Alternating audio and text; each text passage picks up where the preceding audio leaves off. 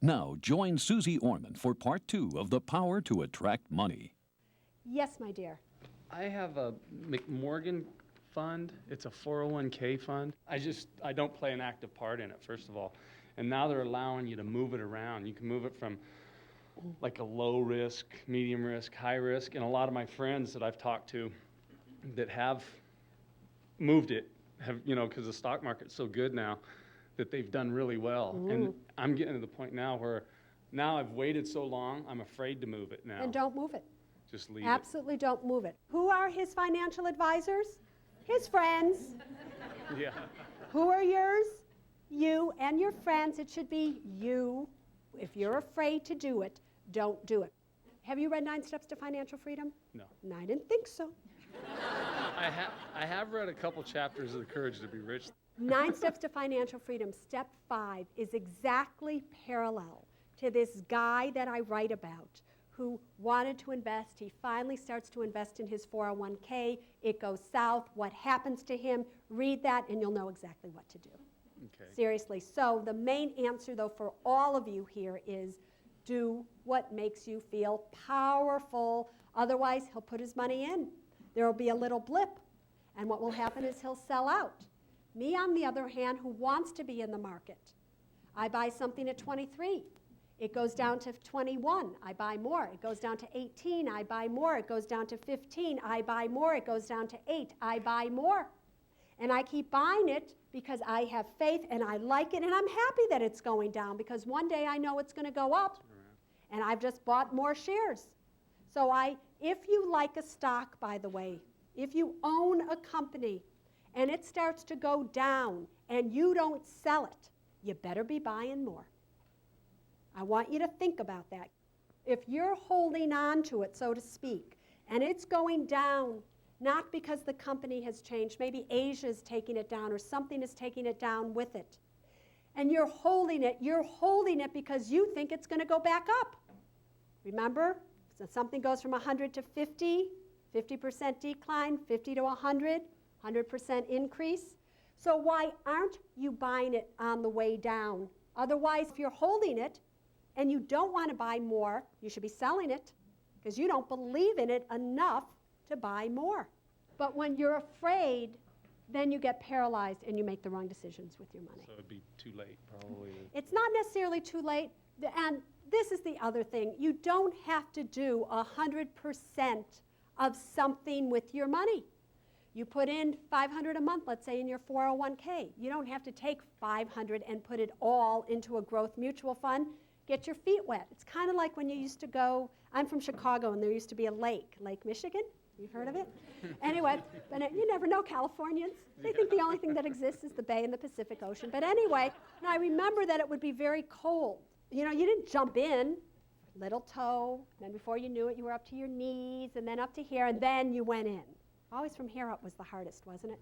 But you did it little by little. Same is true with investing. Because of the situation that we're in, we just bought another house, and I can't put the maximum in. When you say you can't, you are speaking words of poverty when you're around me. The word can't, thoughts like that mean you never, ever will. Well, the problem with most people is that all they think about is how much they get to take home. What is their paycheck? What they're not thinking is how much do they get to keep of that paycheck after taxes. What you make doesn't matter. The only thing that matters is what you keep.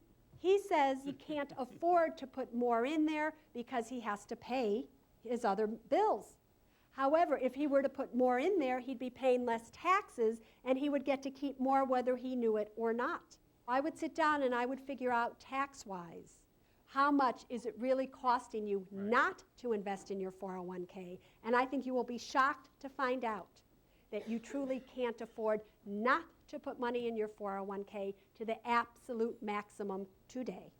Question? A couple of questions. The first deals with my 401k plan, and I really don't like the funds that they're vested in. Yes. Is there anything I can do about it? It's through my employer. You can. You can go to the human resource person. Well, it's just a small person. One guy owns the company. What you can do is you can present him with options such as the Vanguard funds, which are fabulous funds, you might want to write a little note that says, this is your money. I know you don't want to deal with it, but your indecision, your lack of wanting to have more is making me less, and I don't like it. And I'm asking you to let a group of us take it over so that not only can we have more, but we can make you more as well. If he still says no to that, there is a way for you to do partial withdrawals from a 401k and go into a self-directed IRA rollover, where you can take a specific sum of money, usually it's not more than 50%, out of there and do a transfer. So you'll have to check the plan documents to see if they allow you to do so. One of the best things maybe is to do a partial rollover into an IRA rollover, such as Charles Schwab. I have one of those. If you keep the money separate and don't add anything else to it, if you go to a new firm and they have a 401k, you can roll back into that firm's 401k. Well, I'm planning on changing jobs anyway at the end of this month. Well, if that's true, then what you're going to be able So I'm to going to roll that over into maybe a Janus fund. Oh, what you can do then is take that money, do an IRA rollover with it. As soon as you leave, you'll be able to roll the entire thing over. Make sure you do it from custodian to custodian. And that goes from the place that you work to the place that you're transferring it to. Do not let them send you a check. If they send you a check directly, they will do a 20% withholding. No, they didn't. I had left another job, and they wrote the check to me, and I took it and rolled it over into my separate account at Charles Schwab. I didn't get taxed on it. Did you already have that Charles Schwab account set up? Yes. And was the check made out to Charles Schwab for Yes. you? That's different. Because you already had your custodian. But if they wrote it to you in your individual name without Schwab's name on it, you would have had 20% withheld. As long as you do it that way, go into Schwab, do what you want, and you'll be fine. Yes? I don't have a portfolio. I don't have a financial advisor. I'm 2 months into the dissolution of a long-term marriage. My closets are clean. I'm credit card debt free for the first time in my life. And thank you. I have a 12-year-old in private school and a senior in high school that, thank goodness, got into UCLA. And the one asset that my husband and I have is a house that is about to sell, hopefully, and I will have a chunk of money. And I know how you feel about owning your own home. I feel the same way, too. But my question is, how do you know if everything that you get should go back into a home or whether I should put $25,000 in the Charles Schwab Value Advantage Fund? So, there is a law of money, and the law of money goes like this. You are to do absolutely nothing other than keeping your money safe and sound for at least 6 months to 1 year after suffering a loss. It has been 2 months for you now, my sweet. Not enough time. Not enough time to decide, are you even going to stay here? Do you want to own a home? Do you not want to own a home? Where do you want to be? You also have these emotions within these first few months of when you leave somebody or somebody leaves you that usually are known as anger. Anger is the #1 emotion that will destroy a financial foundation quicker than anything I know. It shoots holes into it, and it literally will come crumbling down. So anything that you build up during a time when emotions are based in anger, whatever you build up will come down. Therefore, it's been 2 months. When this house sells, let's say it's 3 months, 4 months, doesn't matter. I want you to take every single penny of it, and I want you to put it all in the Value Advantage account at Schwab. And I want you to sit on it. And I want you to sit on it for at least 6 months, maybe even a year, until one day when you wake up, and it might be a year and a half, till one day when you wake up and you go, how great do I feel today? Oh, I'm having a good time.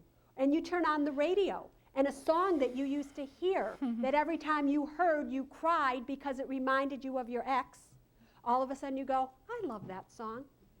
I love how I feel by myself, for myself, with myself, and not defining myself by somebody else and what they did to me.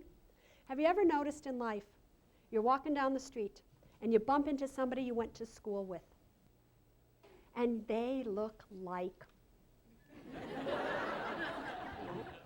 and you think to yourself, we're the same age.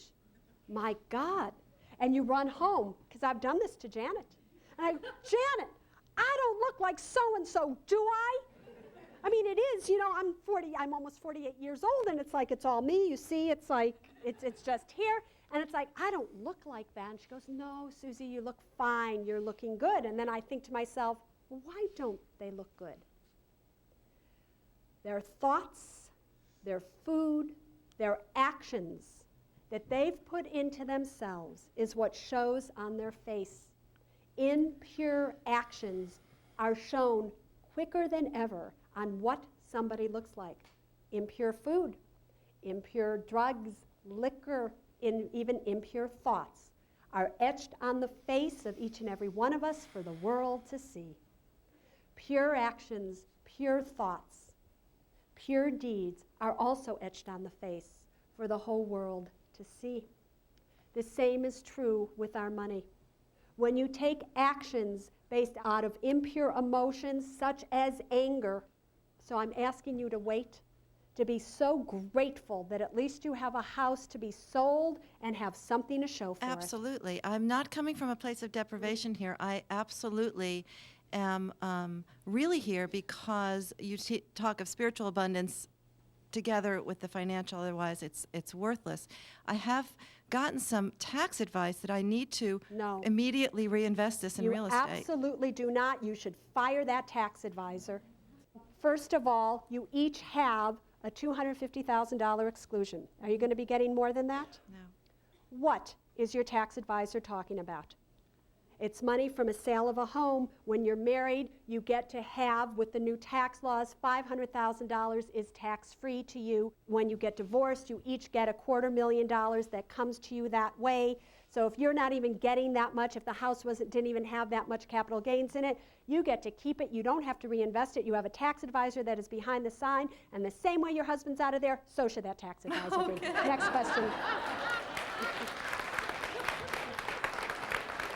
I have a 12-year-old daughter that I've been saving for her college. Yes. But after reading your 9 steps to financial freedom, it's in a custodian account. Yes. Should I pull all that money out?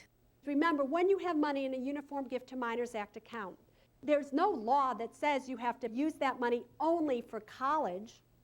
You can use that money for anything that has to do with her needs, her food, anything to take care of her.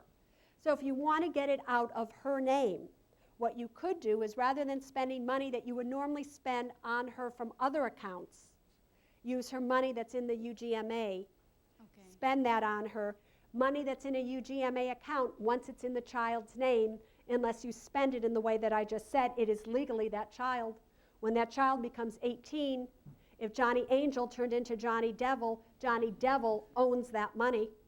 And the two of us have seen many circumstances where Johnny Devil got the money, true, and Johnny Devil's parents didn't even have any money to retire on, and Johnny Devil's driving a fabulous BMW today and not going to school. Money that's in the child's name qualifies very differently for financial aid. It's at a 35% ratio versus money that's in the parent's name, which is at a 6% ratio of money that has to be used. So there's the answer. Yes, girlfriend? The other thing that many people aren't aware of is if you are the custodian for that money and you die, that money is included in your estate for estate tax purposes because you are the custodian and you do have dominion and control over it. So many people put these funds in Uniform Gifts to Minors Act accounts thinking that they're getting the money out of their estate, making a gift to a grandchild, but they stay on as the custodian. The only way that it gets it out of the estate is if somebody other than the donor is the custodian. And as Susie said, it is a problem if your child might qualify for public assistance or some sort of financial aid with the institution. That's what I've seen the most, is people who come and it's too late. The child is ready to apply for college and has to spend every single penny of the Uniform Gifts to Minors Act money before they are eligible for financial aid. And maybe that money only lasts them for 1 year. And since they're not already in the financial aid track, when they go to apply for year 2, they don't know for sure whether they're going to get it or not, and sometimes they have to interrupt their education for a whole year and work or do various things like that. So it really is a tricky area. Thank you. Yeah. Yes. I'm hoping to get married in a couple years. Oh, no! And I want to enter into the marriage financially smart. And I want to be financially smart throughout the marriage. And I was wondering what suggestions you have to prepare for that. You want to be financially savvy. I can tell you this, that out of every single person who gets divorced, the number one reason that that happens is arguments over money. You need to be honest. You need to deal with your own financial issues first, and then his, because a lot of you say to your husband or your wife or your life partner, why can't you do this? And they look at you and you go, they say, I don't know. But you don't even know why you don't do that which you should be doing. And so it's like the teacher blind leading the blind, so to speak. Yes, my love. I moved to California from the Midwest, Minnesota, and so it's been about a year and a half, and it's getting used to how the expense rate in California. I have outstanding debt from school, and I do have credit card bills, but in the next 2 years, I hope to be debt-free. Change it. The next 2 years. I will be debt-free. Good. I will be debt-free. My question is, how can I start building assets, even though I have this outstanding debt, and I'm trying to maneuver in California. I'm single. Yes, how old are you? I'm 28. You can't, right? You can, but you shouldn't. Okay. The first thing that has to go is the credit card debt. Once the credit card debt is gone, the student loans are a very different kind of debt. There is good debt and there is bad debt. Credit card debt is bad debt. Credit card debt is, for most of you, debt that you acquired because you wanted to fulfill your present day desires, and your cost will be your future day needs. Student loan debt is good debt. It is an investment in who you want to be today, and the payoff will be your tomorrow. So every time you pay your student loan, it is an investment in you. And there is nobody that I know that you should invest in more than you. And the more powerful you feel when you pay off that student loan, rather than that student loan diminishing you so that you feel less than, you should let that student loan make you feel more than you ever thought you were going to be capable of feeling. And every time you pay that, it will then make you feel more powerful. And when you're more powerful, you go out in the world and you get the jobs relating to the student loans that you want. You get the pay raises and the promotions that you so deserve because you feel powerful. And then you get more money, and the more money you get, the easier it is to pay off the student loans. First, credit card debt. Then, with a minimum on your student loans, because it's at an 8.25% interest rate, it's fine. You get to take off a little bit of it from your taxes as well. Student loan, once you're there, then little by little, $25 a month. Check Susie's resources on the website, do TIA CREF or one of those mutual funds, and little by little, you'll start building. Okay, thank you. There you go. Yes? I'm 48 years old, and it just occurred to me that, gosh, in 15, 16 years, it's like the normal age for retirement. And one of the things that concerns me is I have a piece of property that I inherited when my father died in 1980.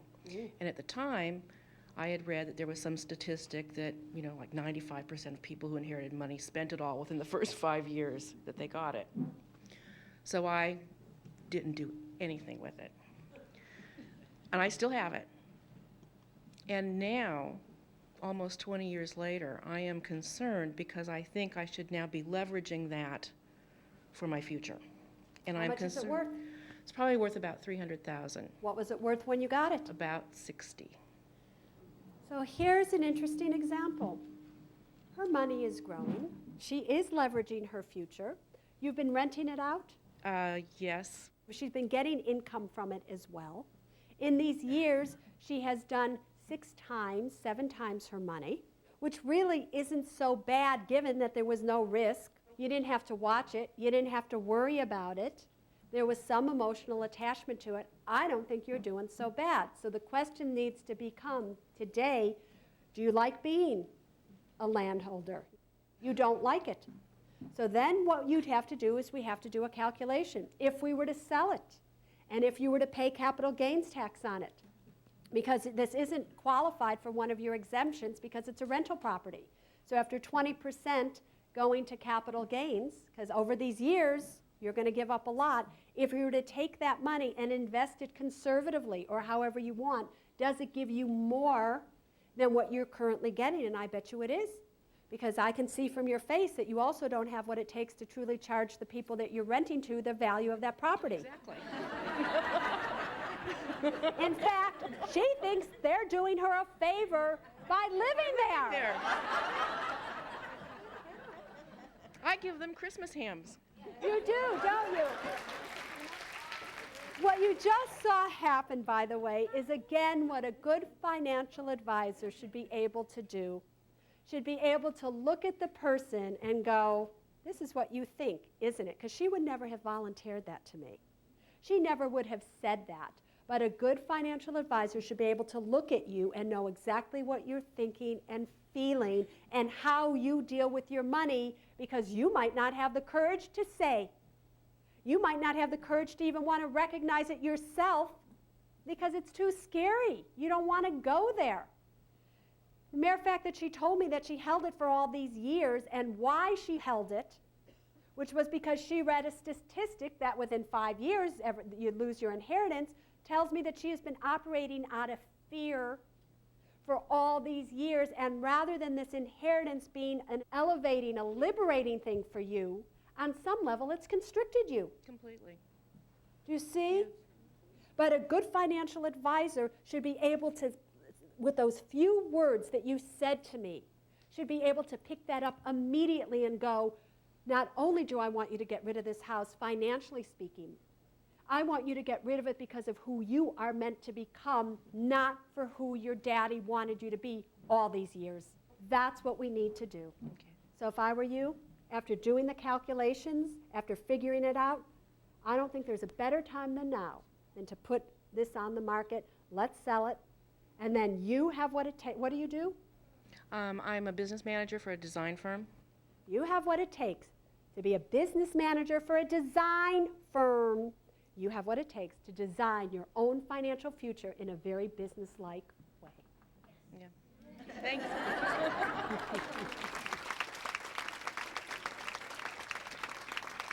Yes, my dear. Can you talk about paying off the mortgage, how to time it, and how, just sort of the process of doing that? I don't know Yes. how to think about it. This is what I would do if I were you. I would figure out in my head, when do I want to own my home outright? By what age? Then I would go to my resource section and I would go to where it talks about financial calculators. Then what you would do is you would put in how much you owe, what the interest rate is, and when you want to own the house outright, and it will tell you how much you have to pay every single month to own that house outright by that time. If you're not computer literate and you don't want to go on this website or this internet, call up your mortgage company and ask them, I want to own my house outright by X. How much do I have to pay you every single month? And they'll tell you. Send in a check every single month for that amount of money, and it will be owned outright by that time. Right, There you go. Yes.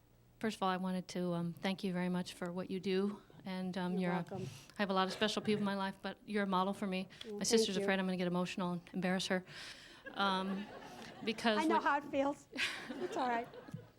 what you do is you do such good things in the world, but you allow yourself a great lifestyle too, and that's a model that I would like to emulate, and I'm working on it down the road.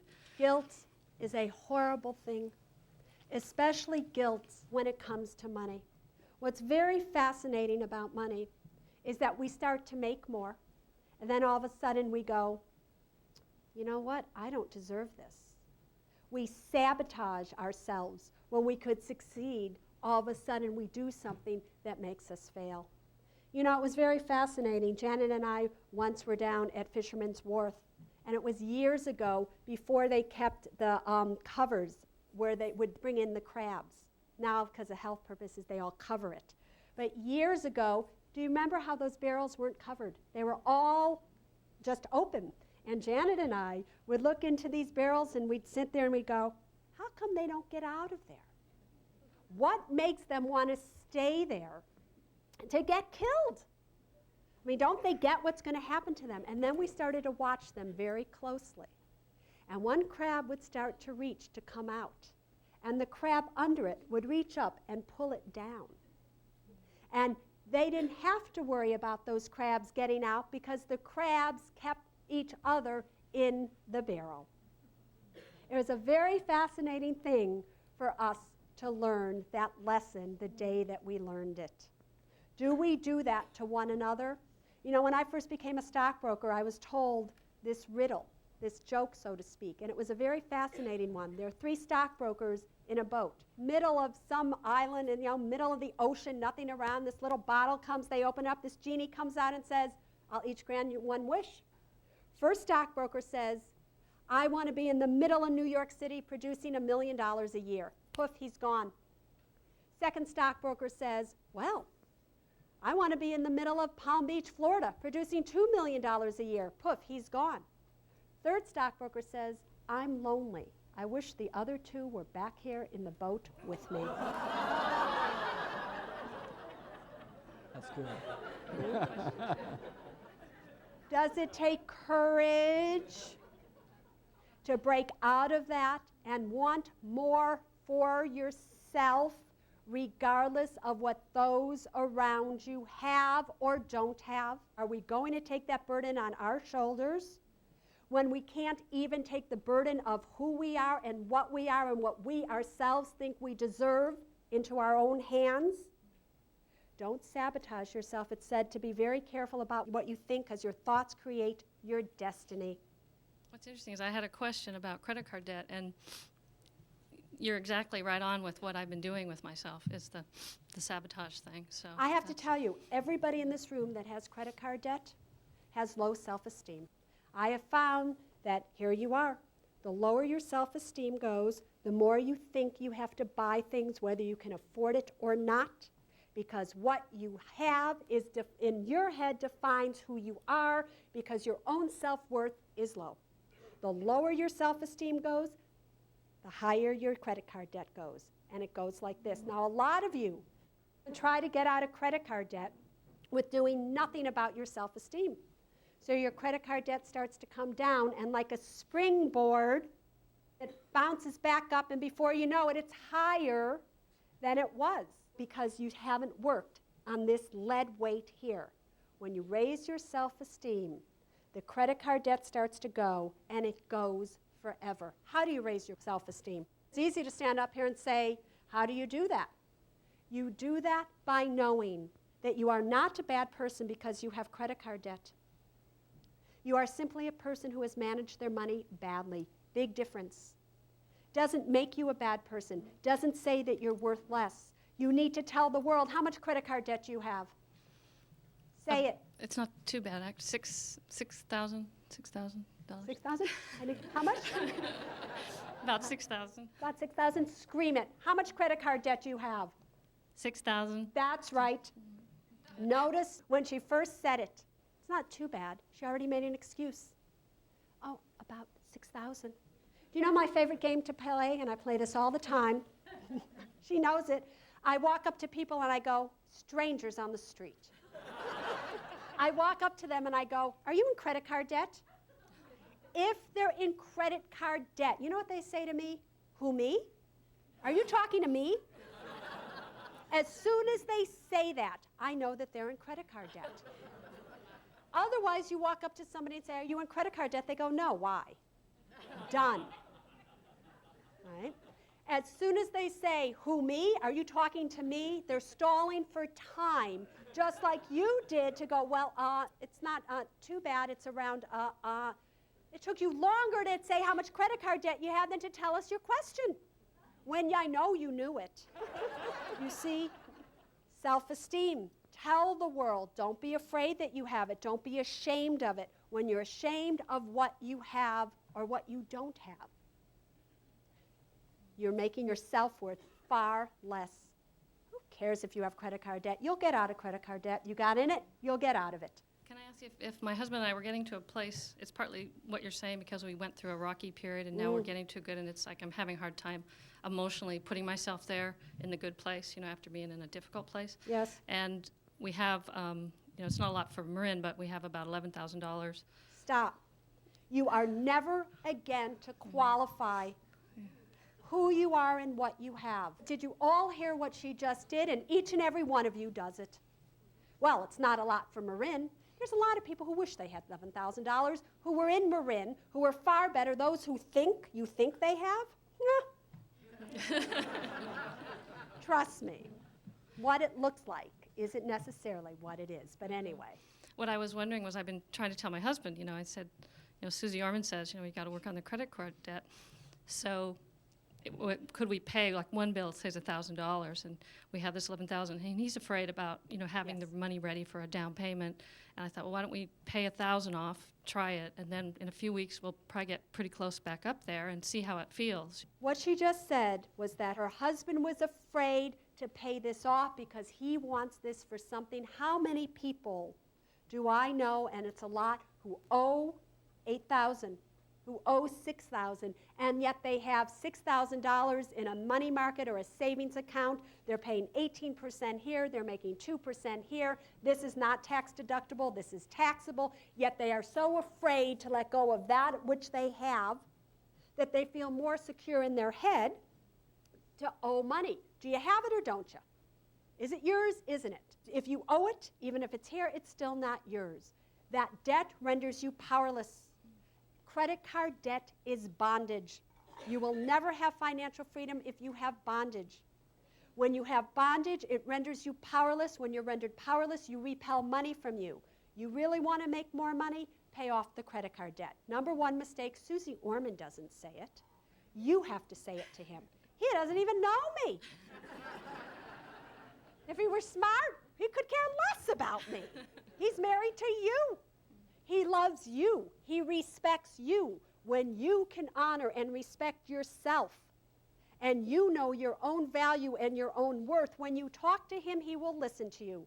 Can you hear the power in my voice? Can you hear the power that comes out of me when I speak? Because I believe everything I say. I know what I'm saying is true. I know it changes life. And when I say it to somebody, they do it because there is no doubt. That's what I wanted. I wanted to hear it from you. Thank you.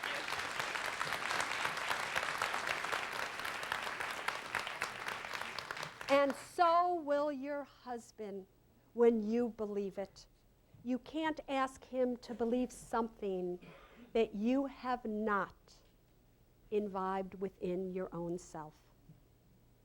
You can't just speak words to one another. Words don't transform this world. Truths transform the world. And when you speak in truths to one another, the person you're speaking to resonates with that truth, and then change occurs. If you have children and you want your children to save and yet you don't, you can't tell them to do something that you yourself aren't doing. You have to pass down a message of truth, not a message of words. And so many of us today listen to the words, react because of words, or don't react because of words. Again, when truths are spoken, transformation occurs each and every time. Yes? I am the person who has cut up all the credit cards, and I have cleaned up a lot of the clutter, not quite all of it in the garage. And I definitely... I know, I'm not quite all hot of it. today. Why didn't you clean it all? What was preventing you? You went so far. Mm-hmm. Why didn't you go all the way? You don't have to answer it. You just have to think about it. That was for you and for everybody else who goes so far. And then when do we sabotage ourselves? And when does the guilt come in? And it's like, we'll only do so much. You do anything, you should give 100%. The reason I'm here is because I am in a lot of credit card debt, and I am paying the credit card debt off. Good. And my question is, and it will be free, I will be debt free, that is definitely my intention. And my question is, does it make any sense at all to take money out of an IRA to pay off a credit card debt? That's my question. Absolutely none whatsoever. You are never, under any circumstance, to take money out of an IRA, pay either the penalty on it if you're not 59 and a half, and the taxes to pay off a credit card debt. Because by the time you've done all that, you've lost so much of the money that it's just a waste and it's a throw out. What you can do if you want, you could take money from a traditional IRA. You could convert it to a Roth IRA. Once you've converted it, and if you have the money to pay the taxes on that conversion right now, 5 years after the date that you converted it, you can withdraw any and all of the amount you converted without any penalties or taxes at that time whatsoever, regardless of your age. So it can serve as an emergency fund when you take money from a traditional IRA, convert it to a Roth. Again, let's say you convert $30,000, and you have $30,000 in this converted IRA now, Roth IRA. That $30,000 after 5 years can be withdrawn without any taxes or penalties regardless of your age. That $30,000 has grown to $35,000. That $5,000 has to stay in until you're 59 and a half. It is a way, if you're in severe debt, one day you want to access that money without the 10% penalty, you're not anywhere near 59 and a half, that you can get around the 10% penalty if you want. However, the same way you need money today to pay off the credit card debt and live, when you're older, you're going to need money when you no longer have a paycheck coming in to live on. That's where your IRAs will come in handy. Question, yes. I really appreciate your fun approach. Good. Because that's what I want out of life, and that's why I would listen to you, because you are an example of what I want. Thank you very much. So that's an opening to my question. Let's use the number 100,000 so we can do percentage. I'm trying to figure out, I'm age 46, I'm trying to figure out how much money to invest and keep it invested in growth. And I do know about investing, so I know how to do some risk and some safe. So how much of that money do I need to set up for as long as I'm going to live, and then for when I'm incapacitated, as long as I don't have a sudden death, so that I know how much money I can play with and have fun while I'm healthy? Is all that you have is $100,000? No. But What I'm just just using happened that here, as 100% of what I have. So what just happened here, right, is a typical thing of what happens when people talk about their money. They don't want to talk about it. They don't want to tell the true figures. God forbid. We should have a lot of money or a little money. So everything is fictitious. And everything needs to be planned. Our real life needs to be planned on fictitious numbers. And then what does that mean? The fear, the shame, whatever it is, the fear of that maybe somebody in this room or watching on these cameras might know what you really have. The shame of that you have too much or too little. And these emotions keep us from having more and being more, whether we know it or not. A financial advisor cannot tell you what you really need to know about your life unless you can tell them everything about your money. So I can't deal with $100,000 because at the age of 46, if that's all you had, I'd say we're in trouble. If your attitude is one of how much to invest, how much can I play with, I know about this, because I would want to know things such as, and this is what your financial advisor should be asking you. Client comes in and does exactly what this woman did. What I would say to you is, how much credit card debt do you have?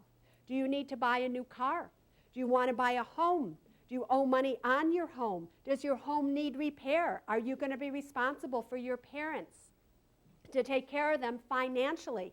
A financial advisor cannot answer how and what you do with your money until they have asked you an entire slew of questions before they can tell you what's right for you. Number one, do you have a will? Do you have a trust? You have all those things in line. Do you own a home? Do you owe money on the home? Yes. How much do you owe? $150. At what interest rate? 6 1/4. Fixed? 5-year fixed. 5-year fixed. I just did it. Do you plan to stay in this house forever? Not really. I'd like to get out of it. Get out of it in 5 years. Do you have a car? Yes. Do you owe any money on the car? No. Do you have any credit card debt? No. No. So Do you have a pension for when you retire? No, I'm self-employed. Self-employed. Do you have a Keogh plan or a SEP IRA? No. I don't. Neither. Bingo, I finally got what I was looking for. This woman but you see how many questions in a very short period of time in front of a public situation. Think about what I would have asked her if we were in private. She says, what can I do? Her number one priority is she's self-employed. She's making all this money. It is not what we make that matters. It is what we get to keep. And we only get to keep that which we do not have to give to Uncle Sam. One of the best ways to save for your retirement and to put money away is within a retirement account. As a self-employed person, she has many options. One, she could have a Roth IRA if her adjusted gross income was $95,000 a year or less. If she doesn't meet that qualification, she could have a SEP IRA. At a SEP IRA, she could put up to $24,000 a year in this SEP IRA before taxes, if your income qualifications allowed you.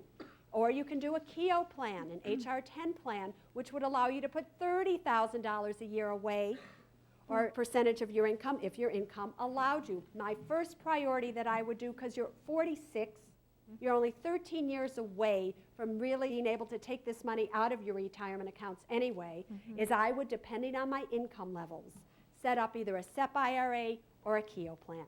And within those plans, I would invest so aggressively, I can't tell you. That would be where my aggressive portion of my portfolio would be, because my buys and sells aren't taxed. Now, a lot of financial advisors will say, oh, you should be conservative in your retirement accounts because when you lose money, therefore, you can't take it off your taxes. Well, please. You're investing not to lose money. When you invest with that thought, your thoughts create your destiny. When you go into something thinking that you're going to lose money, fearing that you're going to lose it, chances are you will. So, in a retirement account, those are my most aggressive speculative stocks, are what I have in my Keogh plan, and I trade them back and forth. Why wouldn't I? As I hold them for a short period of time, no capital gains, no taxes, I get to do whatever I want. Do you see? Yeah, I never understood it before. Right? Yeah, Does that you. make sense? Yeah. Right. Now, the other thing that you can do is you can, now, do you make under $95,000 a year? Good. So you now that's not good, but good for this reason. May you make as much money as you want. May one day you not qualify for a Roth IRA. You may also have a Roth IRA. Do all of you know how Roths work? Right? They are very important for you to understand. Any money that you put into a Roth IRA is considered your contribution. You can take out your contributions anytime you want, regardless of your age, without penalties or taxes. She's 46. She puts $2,000 this year in her Roth IRA. Next year she puts another $2,000. The year after that she puts another $2,000. Those amounts that she puts in are considered her contribution. She now has $6,000 in a contribution, and that's grown to $6,500 over those 3 years because you invested it wisely.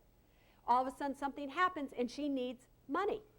She can take out her original contributions, or $6,000, anytime without taxes or penalties. 3 years from now, she's 49. Is she going to have to pay a penalty on that money? No.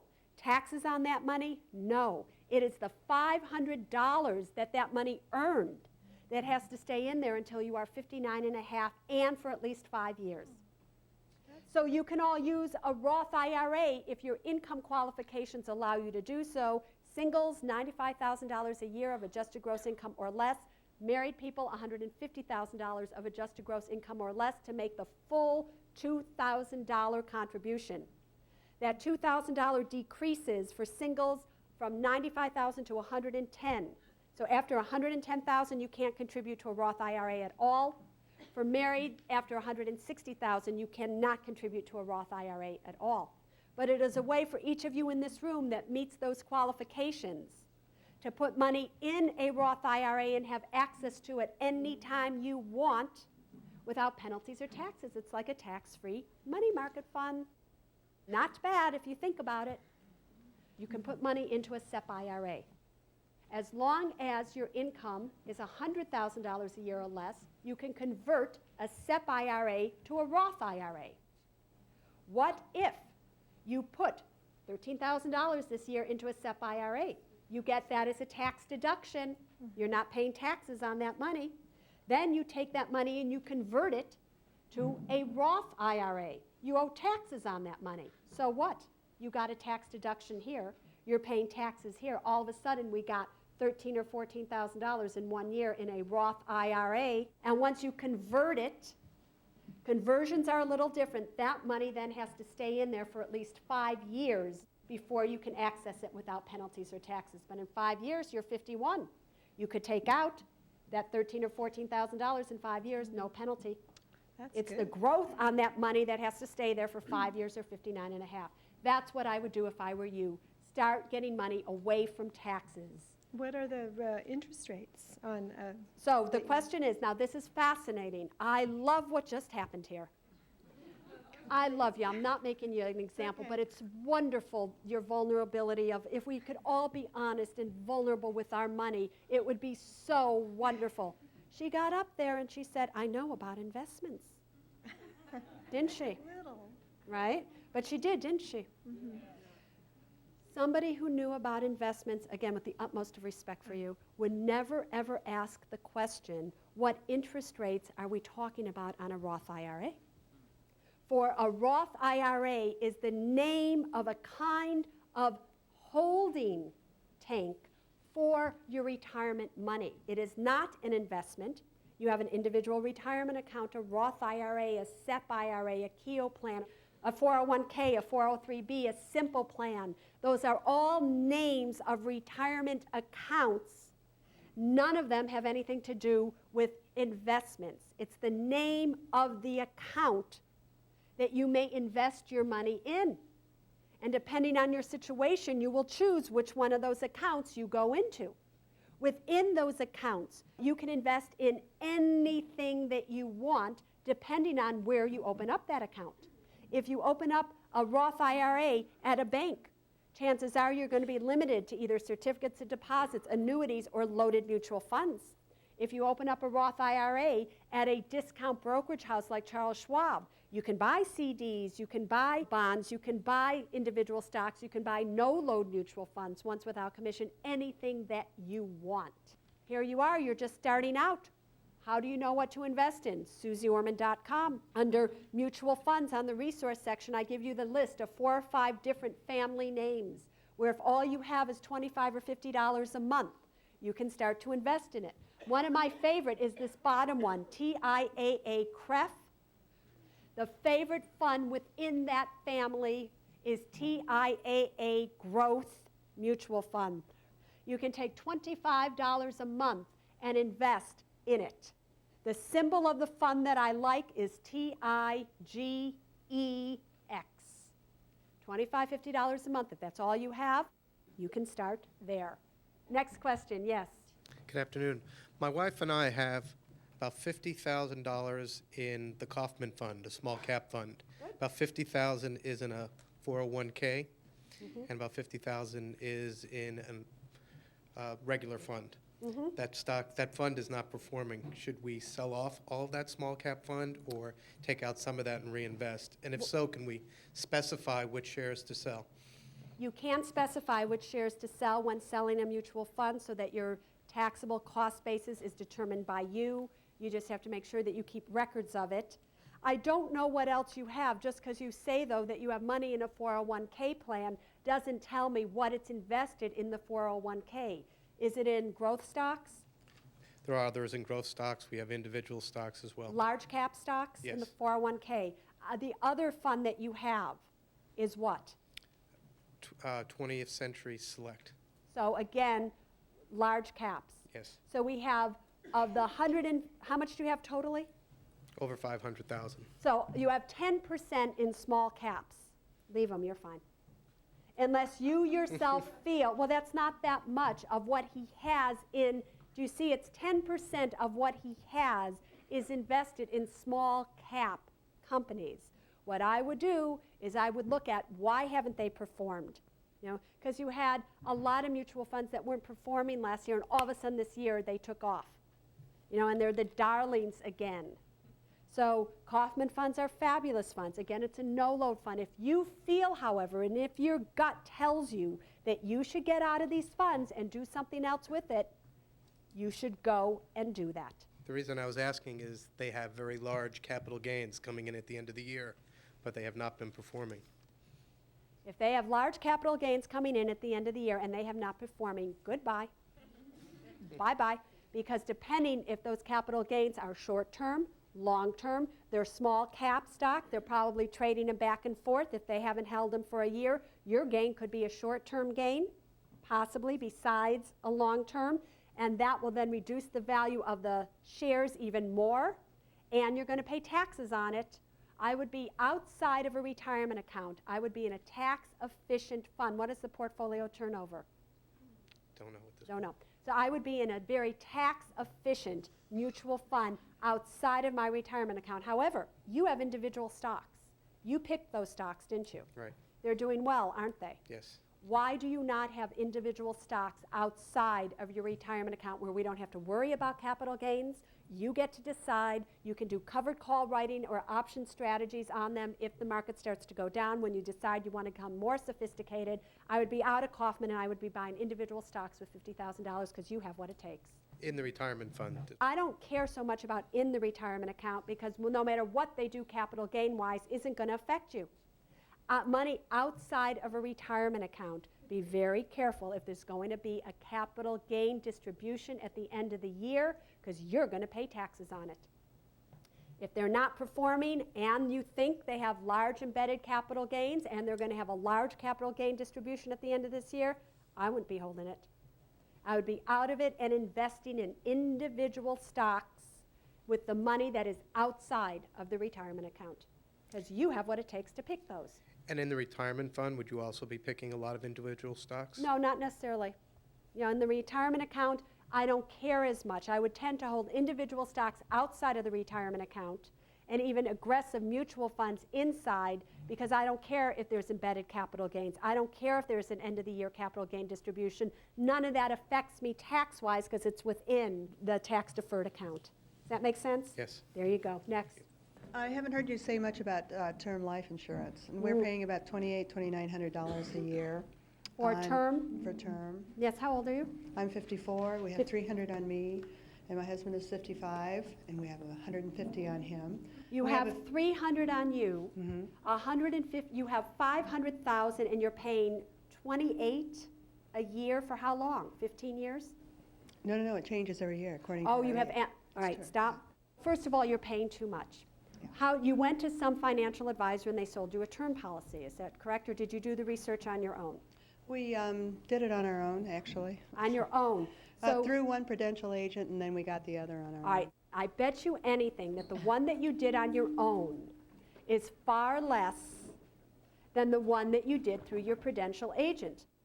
There's differences of insurance. You have whole life insurance and you have term insurance. There's an old saying, insurance is never bought, it is always sold to you, especially whole life insurance. For those of you who don't know the difference, whole life is life insurance based on your entire life, your whole life. You are expected to die with it, and therefore they are going to have to pay you a death benefit. If they're giving you a $300,000 death benefit and they know they're going to have to give that to you, because when you purchase whole life, they know you're purchasing it with the intent of having it for your whole life. If they're going to pay you $300,000 upon your debt, do you not think that they're going to make $400,000, $500,000, $600,000 off of what you're giving them? Of course they are. They're in there to make money. Term insurance, on the other hand, is insurance that you only have for a specific term. Could be 1 year, could be 5 years, 10, 15, 20. Most people who buy term insurance buy it because they only want to be insured for that specific term. They don't really plan to die with that insurance. Since the insurance companies know that, they price the policy accordingly. So term insurance is very cheap. Whole life insurance, where they know they're going to have to pay that death benefit, is extremely expensive. Again, whole life insurance is always sold to you, never bought. I loved, when I thought that I could sell you a whole life insurance policy when I first started at Merrill Lynch, because do you know what the commissions are? On a $5,000 a year policy, let's say that's what your premiums would be. Do you know that I would get about $4,000? 80 to 90% of the premium the first year goes to an agent. Insurance was never meant to be there for your whole life. It was meant to be there while you were young, you got married or have a life partner. Maybe you decided to have children. God forbid something happened to one of you or the other of you, and there wasn't the money to continue on. That's what insurance was supposed to be. And then as you got older, you had your assets in place, and then you didn't need insurance. For those of you in this room who have insurance policies on your children, why? They make absolutely no sense. The only type of insurance that you should have is term insurance. Do not let somebody sell you an insurance policy based on the fact that it is a way for you to invest and save your money tax-free. If you really did the numbers, you would see it makes absolutely no sense. You put money in and month out, and at the end of the year you go, oh my God, this is all I have in there. How's that possible? I put $12,000 in and it's only worth $8,000. But I was supposed to be making 4 or 5% on this money. Why do I have less? Because it all went to the agents. It all went to mortality fees. When you go to buy a term policy, the best way to research it is to go via my website to where it says term quotes. It will take you to 2 places. It will take you to either this site here, InsureQuote, or QuoteSmith. Both of those sites have the cheapest quotes around. If you were to go on there and put all your information in here, it will quote you the 5 cheapest policies for you. I will bet you any amount of money that if you were to do that, you would be able to get policies that were cheaper than where you are right now. My question is, should I even have those? If something were to happen to your husband today and he were to die, do you need that money to continue on? It would pay off the house. That's why we originally had it. All right, so if that's what it would do and that's what you want it to do, fabulous. Then you've got no problem with it. If I were you, I would probably get level term insurance for another 5 or 10 years. How many years do you have left on the mortgage? We just refinanced, so it's a 30. Rather than doing it every single year where it's annually renewable term, I would do it a 15-year level term. Know exactly what I needed. If you were to use this, the QuoteSmith or the investor one, you will find that I think you could get a better deal than what you're getting. I think you're paying it high. Get the best for your money. Even myself, I have a policy for just $500,000 to help out a friend if, God forbid, something were to happen to me. And I was paying $600 a year for it. I went on these 2 sites just last week. I found a better policy, same amount of money, same term, actually longer term, $300 a year. Always check it and see what's out there by using the 2 sites that are on there under term insurance. There's all these questions, you'll figure it out, and it will give you an accurate quote right there on the site. What I'd like you all to be able to do is take a break. Is this what you've wanted? Are you enjoying this? Thank you.